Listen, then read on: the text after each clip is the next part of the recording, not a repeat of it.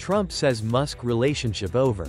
Warns of serious consequences if he funds Democrats. Vietnamese PM arrives in Nice, beginning working trip to France. Summer heatwave begins in one of world's hottest cities. Hello everyone, you are watching today's news on NTV channel. My name is Đăng. Let's get started.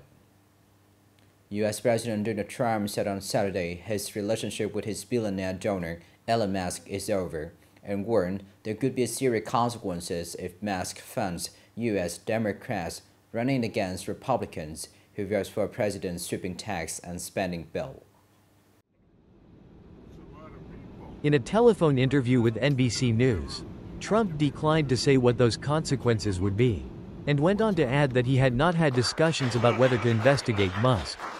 President Trump issued the warning amid speculation that billionaire Musk may support Democratic lawmakers and candidates in the 2026 midterm elections. A serious rift in the relationship between Trump and Musk emerged in recent days, after the Tesla founder announced his departure from the Department of Government Efficiency, DOGE, and expressed disappointment with the budget spending bill. He argues that the president's tax bill increases the budget deficit and undermines the work the DOGE team does. Kharkiv mayor says Russia has hit Ukraine's second-largest city with a massive drone and bomber attack. Kharkiv mayor says Russian airstrikes damaged homes and apartment buildings, killing at least 3 people and injuring nearly 60. According to Ukrainian military sources, Russia launched a massive attack on the night of June 7 with a total of 206 drones, 2 ballistic missiles and 7 other missiles targeting several areas of Ukraine.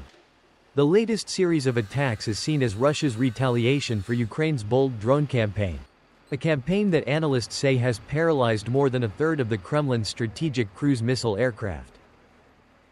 Prime Minister Phạm Minh Chính has espoused a high-ranking Vietnamese delegation landed in Nice cities on June 7 afternoon, beginning his working trip to France, where the leader will attend the 3rd UN Ocean Conference and host bilateral activities. This marks the first time a Vietnamese prime minister has participated in a UNOC. It is also PM Chin's first official visit to France since the two countries upgraded their ties to a comprehensive strategic partnership in October 2024. Following the visit to Vietnam by French President Macron in May 2025. As a special guest of the French president at the UNOC3, PM Chin will attend multiple sessions and related events, including forums on green finance and green economy, and a marine science exhibition. The Vietnamese government leader is scheduled to co-chair a summit on Delta regions and deliver a keynote address at the plenary session of the UNOC3. Coming up next are some updated news. 2025 is the last year of the 2021 to 2025 medium-term public investment period, and is also the time when Nghệ An will merge administrative units. Under double pressure, the province is determined to accelerate the progress of key projects. Nghệ An is currently implementing 13 key projects. The coastal road project through the province, with a total capital of more than 4,650 billion Vietnamese dongs, has handed over nearly 100% of the site, and disbursement has reached 91%. Meanwhile, National Highway 46, Vinh, Nam Dan section, has only cleared more than 50% of its length, with many problems related to residential land and technical infrastructure. As of the end of May, the province's public investment disbursement rate reached about 25%, higher than the same period last year. In addition, the province is also promoting 8 large off-budget projects such as upgrading Vinh International Airport or Queen Lap LNG thermal power plant.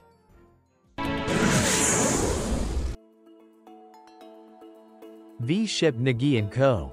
Limited has recently proposed the VSIP Nghệ An, Casa Bonita residential area project. With a total capital of over 2,200 billion Vietnamese dongs, covering a total area of nearly 32 hectares in Hung Nguyen district in Vinh City. The project includes nearly 950 townhouses, 119 villas and 188 shophouses.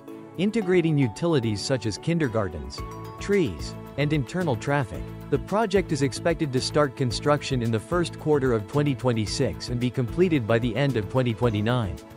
Aiming to develop a modern urban area associated with regional trade and services.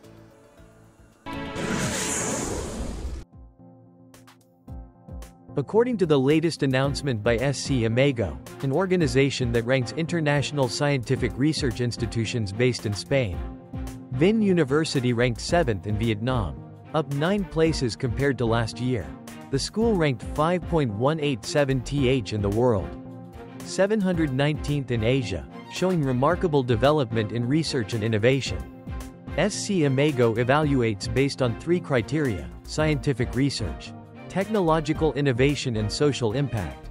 This year, Vietnam has 53 universities and research institutes ranked. Vinh University's goal is to be in the top 500 universities in Asia by 2030 and the top 1,000 universities in the world by 2045.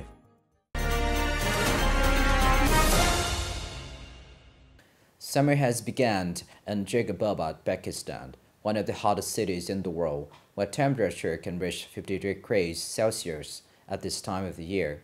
The city regularly experiences temperature above 45 degrees Celsius, sometimes exceeding 50 degrees Celsius. People in Jalalabad know what to expect when summer comes. Workers try to protect themselves from the harsh weather by wearing hoods. However, they still have to work to make ends meet. Mr. Gulab Khan works in a brick factory, exposed to the scorching sun in an open field. With a family to feed, he has to do his job, no matter how hot it is. I have 7 children. It is very hot here and I have to work in such heat because I have no other source of income to make ends meet. The scorching summer heat is made even worse by a lack of proper infrastructure. Water scarcity and frequent power outages make it a challenge to stay cool. While crushed ice seems like a good solution, vendors sometimes struggle to keep up with demand. Water shortages and power outages increase in summer. As temperatures rise, demand for ice increases, but it is difficult to do business due to frequent power outages in summer. The heat isn't just uncomfortable, it can be dangerous. Heat stroke can even be fatal. Experts say that to control or lessen the impact of extreme heat, we need better infrastructure and greener buildings. In the city of Jalalabad, for example, some solutions are already in place. Solar panels scattered across rooftops that help maintain power when summer outages start. This is the end of the show today. Thank you for watching.